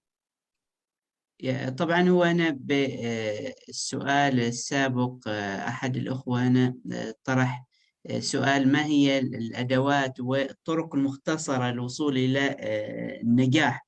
فهو سيد محمد فاطمي يقول أنه بداية لا توجد طريق مختصر للنجاح حسب ما شرح هو في لقاء اليوم، أنه القيادة والريادة في عمل ما لابد هي عبارة عن عملية طويلة المدى. هي عبارة عن عملية طويلة المدى. لابد أنه الشخص يتعلم باستمرار، لابد أيضا أنه يطبق باستمرار ما تعلمه. هذا الشيء سيأخذ وقت، وسواء كان الشخص ملتزم مع نظام DXN ببارت تايم أو أنه يعني كعمل جزئي أو عمل كامل فول تايم. طبعا العمل الجزئي أو الشخص، كثير من الناس 95% من الناس يقول الذين ينضمون إلى نظام DXN هم عبارة عن يعني يأخذوا عمل DXN أو عضوية DXN كفقط جزء من الوقت، لأنه عندهم التزاماتهم، عندهم أعمالهم الأخرى، عندهم حياتهم. فبالتالي هذا الجانب سوف يأخذ سنوات من وقتنا، وبالتالي لا توجد طريق مختصرة للنجاح. ولكن هو يؤكد على أنه بالنسبة على سبيل المثال لو أخذنا سواء كان كعمل جزئي أو عمل كامل مع نظام DXN، لو أخذنا هدف اللي هو الصحة، هدف الصحة مع المنتجات DXN خلال سنة واحدة، إذا الشخص صادق فعلا ويستخدم المنتجات بشكل يومي سيحصل على الأثر ويحصل على تأثير هذه المنتجات على جسمه وعلى صحته. إذا نتكلم عن الجانب الآخر، جانب النجاح أو تحقيق مكافأة مع نظام DXN، مكافأة طيبة مع نظام DXN، لابد من الالتزام من 3 إلى 5 سنوات مع هذا النظام بكل صدق. لابد أن الشخص أنه يكون صادق مع نفسه، صادق مع الآخرين كذلك، للصدق في الالتزام بالمهمة والرؤية. بدون المهمة والرؤية والالتزام فيها لا توجد طريق مختصر. نحن محظوظين، هو حسب كلامه يقول أنه نحن محظوظين في الشرق الأوسط مقارنة بالأيام الماضية عند بداية DXN في الشرق الأوسط. لم تكن هناك كثير من المحاضرات وكثير من البرامج تطرح، ولكن اليوم ما شاء الله نرى الكثير من الأخوة والأخوات القادة ورواد مع نظام DXN، كثير من البرامج موجودة، وأيضا المعرفة موجودة لكيفية النجاح. فهو جاب مثال هنا عن الدكتور حسن الكثيري، طبعا من بداية وجوده مع نظام DXN إلى اليوم، وخلال هذه السنوات يعني كم من المعلومات اللي تعلمها وأيضا علم الآخرين عليها. ما شاء الله اليوم وصل إلى عبارة عن سفير نوايا حسنة مع منظمة إمسام من خلال الأسبرولينا كذلك. هو يقول أنه هذا الشيء أخذ كثير من السنوات، يجب العمل على أنفسنا خلال الوقت. القيادة دائما تدور حول كم من الناس اللي تغيرت حياتهم إلى الأفضل من خلالنا، وبالتالي فعلا ممكن نوصل إلى النجاح ونوصل إلى القيادة والريادة مع نظام DXN. I would like to add, you remember when I was giving a definition of leadership, leadership is a process. And in order to master the process, it takes time. In order to master the skills of leadership, it takes time. I just want to add that to that question, because that question was really very, very, very important. A lot of people, why they do not succeed is they want to become successful overnight. That is called hype. You cannot become successful overnight. Nobody has become successful overnight. No. طبعا هو يضيف على بما أنه السؤال جيد اللي تم طرحه، على أنه دائما هو يقول من بداية الحديث حول القيادة أنه القيادة عبارة عن عملية مستمرة، وليست خلال لحظة أو خلال يوم وليلة الإنسان يصبح ناجح أو قائد في مجاله. فلا بد أنه المعرفة أنه النجاح هنا والقيادة عبارة عن عملية مستمرة للحصول على النتائج، وبالتالي الإنسان يبني نفسه فعلا أنه يكون قائد حقيقي في المستقبل. There is one leader's name coming because I got really attracted to that person, and he's a brother from Iraq, Raed. When I heard him first time, you know, the way he was talking, I was not understanding what he was talking, but I got kind of attracted to his talk and the way he was going about with the whole thing. So that is one very clear example. You know, DXN Iraq, after his getting into the this health and wellness, and he started opening offices after, is because of his personality, is because of his leadership. I mean, this is one of the young leaders in DXN, I would say. I mean, he's not a very old leader from back of 2004, 5, 6, 7. He just joined recently, maybe about 6, 7 years. I don't know exactly. But when I saw him first time, he had that, that born leader thing, that charisma, that attraction.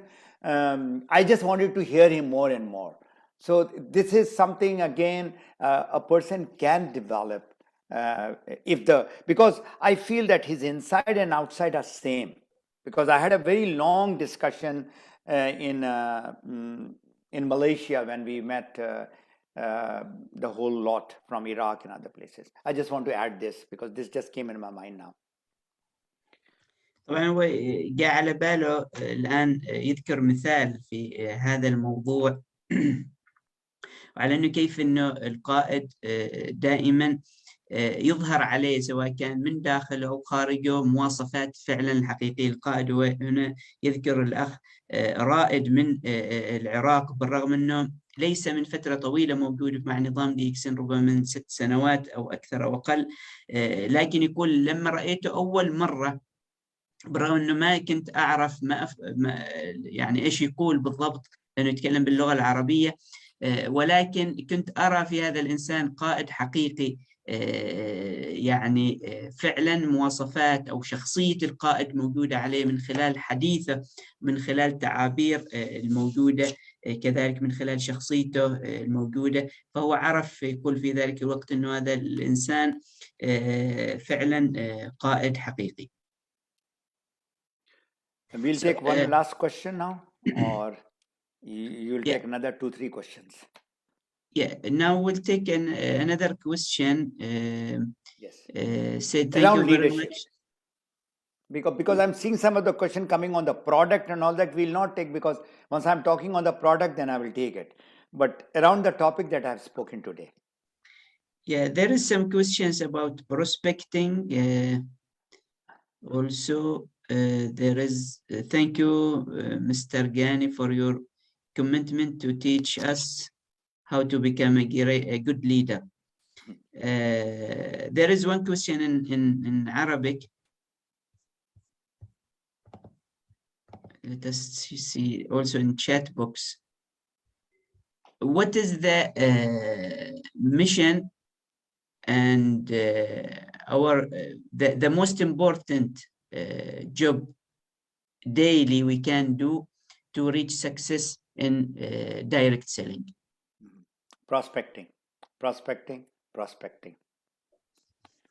And then come team building. So if you divide your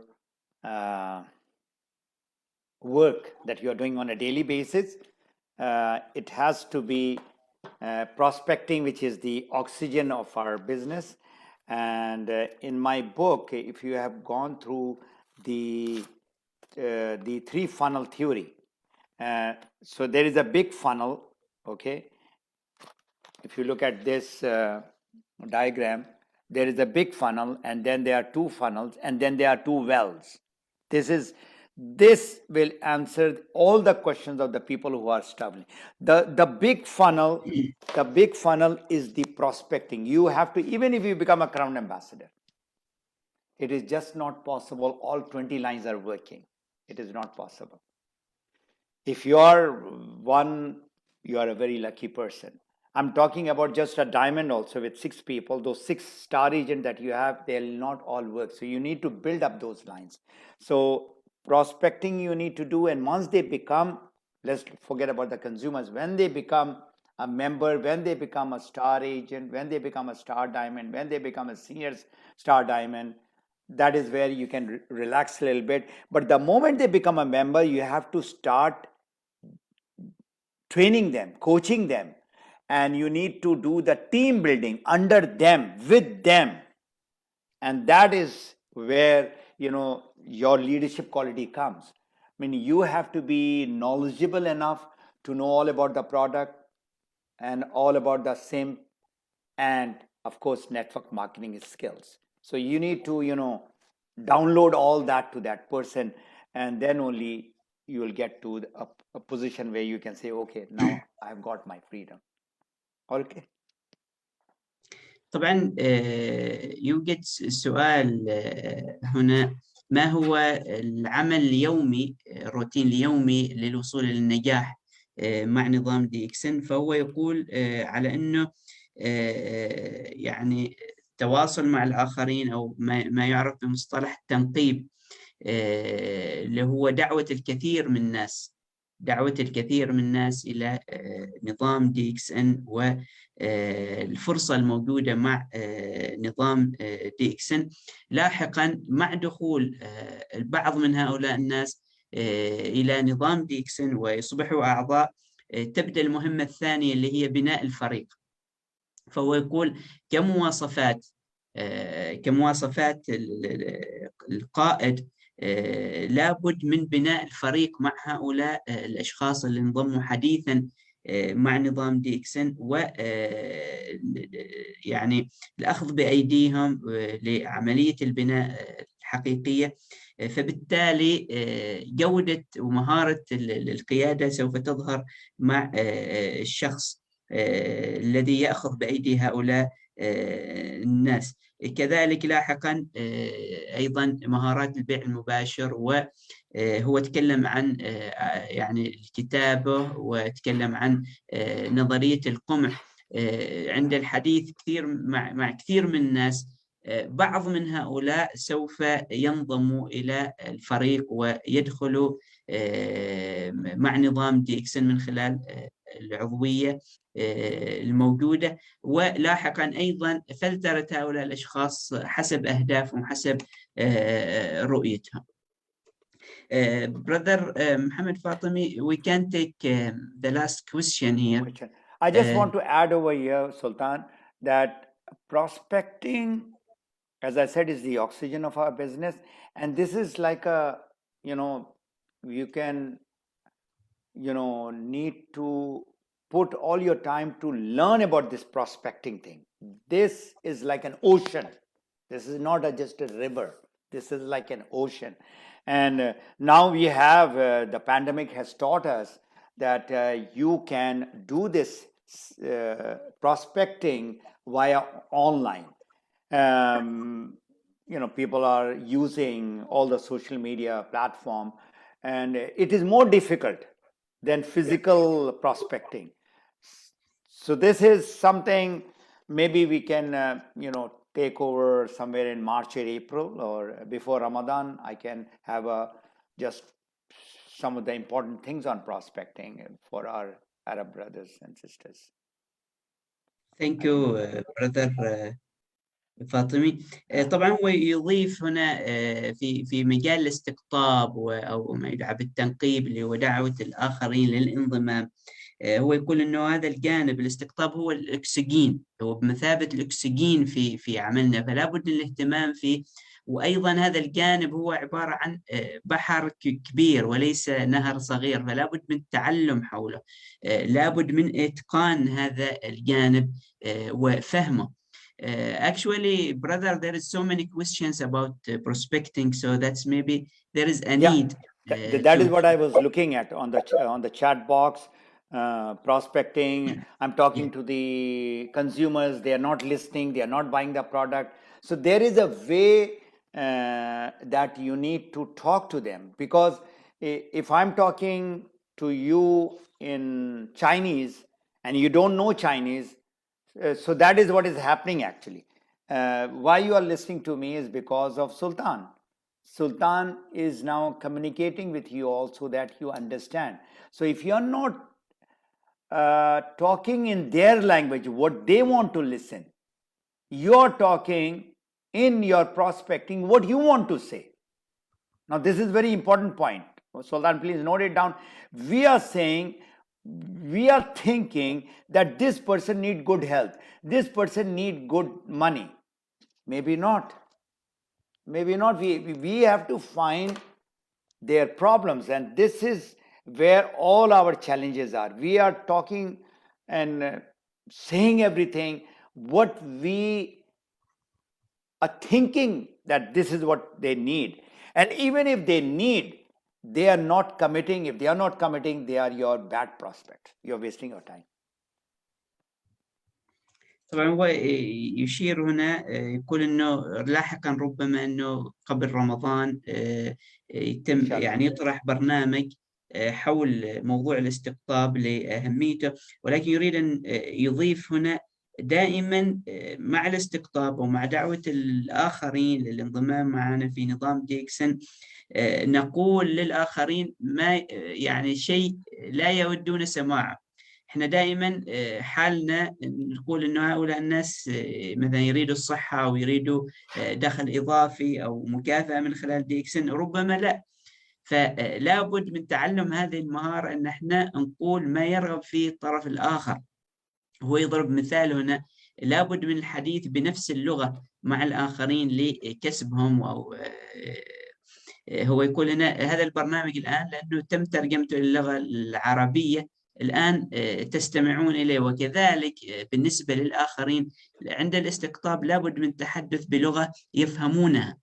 فهذه الجزئية جدا مهمة أيضا، وأود يعني يود الإشارة والتأكيد عليها. Brother Fatimi, I think we can take the last question. Yeah, before that, I'm just writing down the notes. You see, I can talk, you can talk, but where we are going to have a very effective coaching is, I just thought over it, in prospecting, I'm going to and you're going to talk only for 15 minutes. I'm going to give a bigger picture what is prospecting and how they should do the prospecting, okay? And for the next 45-50 minutes, 1 hour, we will take their questions. Because if, the problem is they are doing prospecting, they are doing certain things wrong, and they will ask question, and we will try to give the answer to where they are getting stuck. The problem is they are getting stuck. They cannot, there's a wall in front. We need to remove that wall so that they can move forward. So this is what I'm thinking, that I'll have only 15-20 minutes talk, okay? Slide, no slide, and then we'll take the questions from the people. And if they have a questions earlier, because I'm going to give them the main thing about prospecting. I mean, where we are making mistakes. So this is what my idea is maybe around mid of March, inshallah, because Ramadan is starting around 2nd or 3rd. So before that, we'll have this thing. Okay? طبعا هو يتكلم انه ان شاء الله تعالى يقيم برنامج في كيفية الاستقطاب نظرا لكثير من الأسئلة اللي طرحت حول هذا الموضوع. فهو يقول على انه لكي يكون تدريب فعال، وهو سوف يتكلم 15 دقيقة حول هذا الموضوع، سواء كان بعرض تقديمي او بدونه، ويترك المجال للأسئلة مع التركيز على الأشياء المهمة في هذا الجانب. ربما أن يكون هذا البرنامج خلال شهر 3 شهر مارس القادم إن شاء الله تعالى قبل رمضان. So there is good question here, brother Muhammad from Wafa Bdair. She's asking, how can a leader organize his or her time? Now, there is two very important part of that leader. Is that leader doing part-time or is that leader doing full-time? So I will take Wafa's question as most of the people are doing part-time. Most of the people, okay? Even you are doing part-time, right? Is it right, Sultan? You are still working? Yes. Okay. So as a part-time, you have your own schedule, and what you need to do is put at least 2 to 3 hours per day. If not 2 to 3 hours, you need to put 20 hours per week. So whatever, sometimes you are busy with your family, or sometimes you are busy with certain project in your job, and you cannot put that time 2 hours today. So of course you can put 4 hours next day or on the weekend. So the prioritization of this time management is basically, you cannot manage time. You can manage putting priority to that time.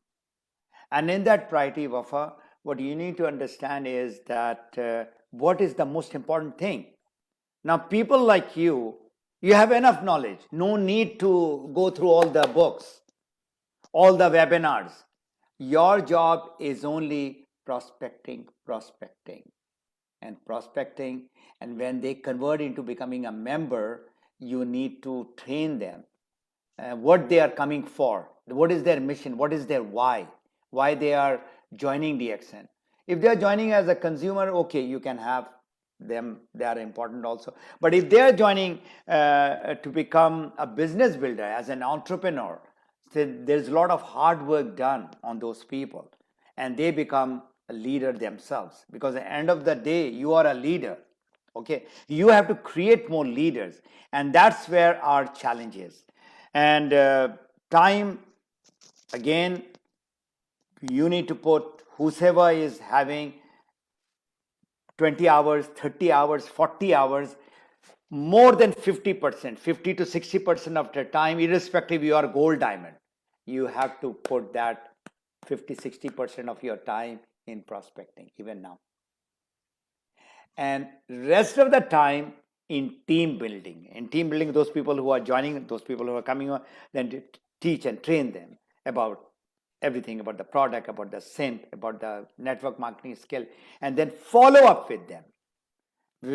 Our, where the weak point is, we are not following up. We are talking to a lot of people.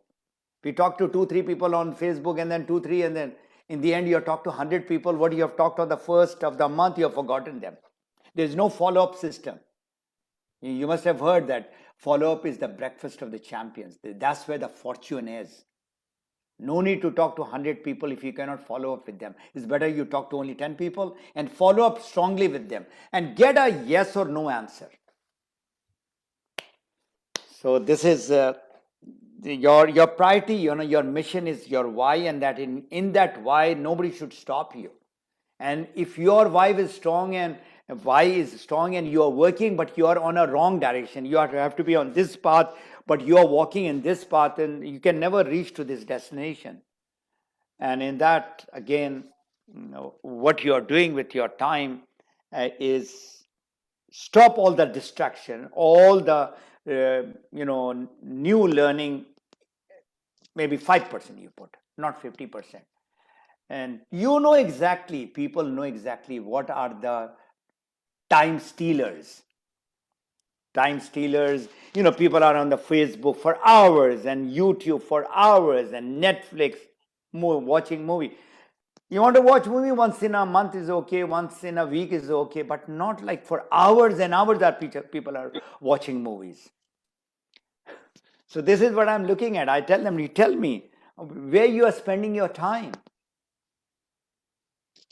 All right. So again, this is a very important, very big, answer, but I hope I have explained it. Thank you.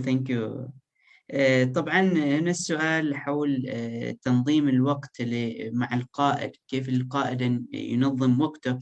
هذا من الأسئلة المهمة حقيقة الوصول إلى النجاح وتطبيق فعلا أنه الإنسان لابد من وضع أولويات. هو سيد محمد فاطمي يقول أنه لابد من وضع أولويات في هذا الجانب للسير في المسار الصحيح.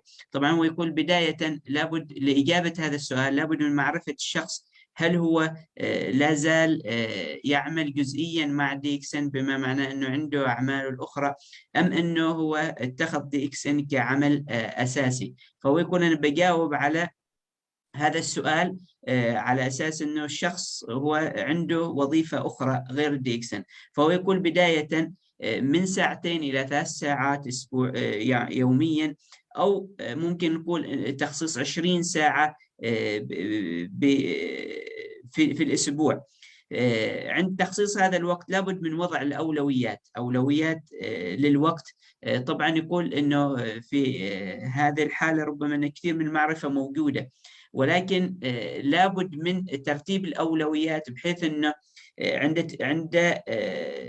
عند وجود المعرفة لابد من الانتقال للخطوة الثانية اللي هي قضية الاستقطاب. فيقول أنه الأولوية لموضوع الاستقطاب ثم الاستقطاب. الوظيفة تكون الاستقطاب، من ثم بعض هؤلاء الناس يدخلوا كأعضاء.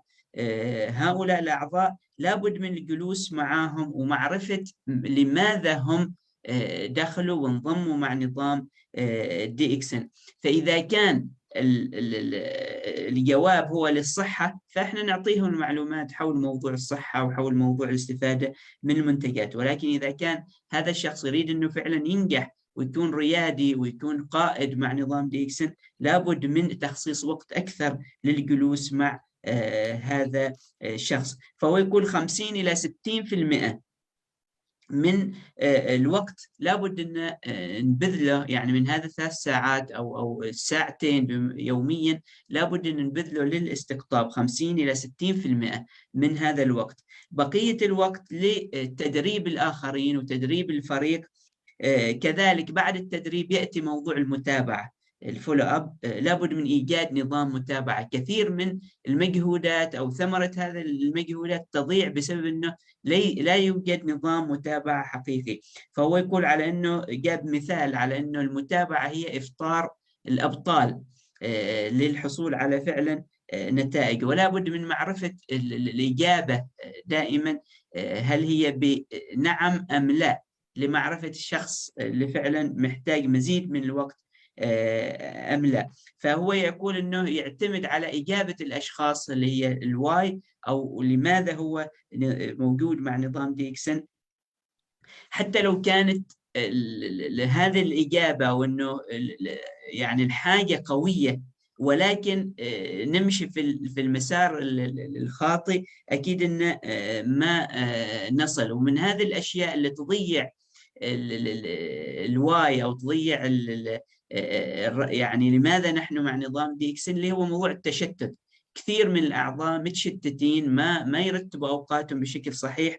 وضرب أمثلة على موضوع التشتت، اللي هو كثير من الناس تبذل وقتها مع الفيسبوك، مع اليوتيوب، ربما النتفليكس. يقول لابد من ترتيب أولوياتنا وترتيب أهمية هذه الأولويات وحسب الوقت المتوفر للوصول إلى ترتيب الأولويات بشكل صحيح وتحقيق النتائج مع نظام DXN. هو كذلك ذكر أنه الإجابة على هذا السؤال ربما تأخذ وقت، اللي هو موضوع إدارة الوقت وإدارة الأولويات في حياتنا، ولكن هذا بشكل مختصر.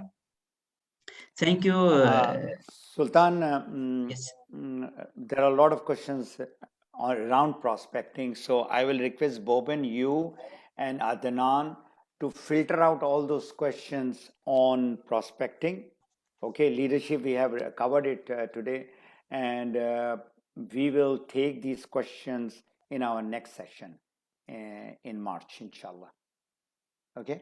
طبعا هو يقول انه بما انه كثير من الاسئله تدور حول موضوع الاستقطاب، فهو يطلب من الاخوه في الاداره بوبن وعدنان انهم يستخلصوا هذه الاسئله لتكون محور النقاش في اللقاء القادم حول موضوع الاستقطاب.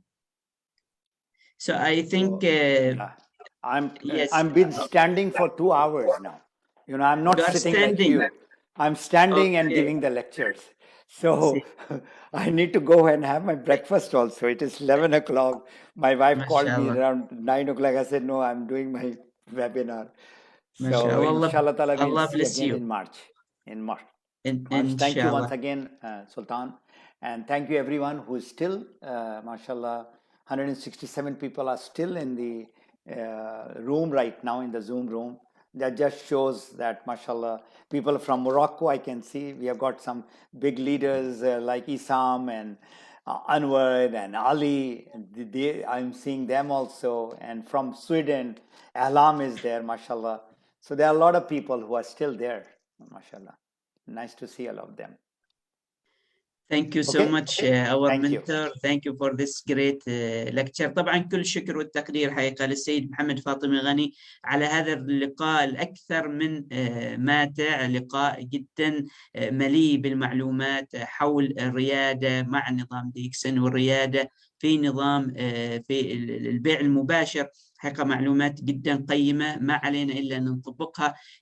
كذلك هو يشكر جميع المشاهدين والمستمعين من مختلف دول العالم، من السويد، من المغرب، من بقية دول الشرق الأوسط. ما شاء الله لا يزال في الغرفة ما يقارب من 170 شخص لا يزالوا متفاعلين مستمعين بكل حماس.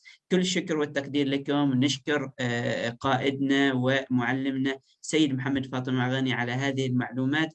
بارك الله فيكم. نراكم قريبا في مارس، وعدنا ببرنامج آخر حول الاستقطاب. نراكم قريبا بإذن الله. سبحانك اللهم وبحمدك، نشهد أن لا إله إلا أنت، نستغفرك ونتوب إليك. بارك الله فيكم، ونلتقي بكم على خير بإذن الله. حياكم الله. Thank you. Assalamu alaikum. وعليكم السلام ورحمة الله.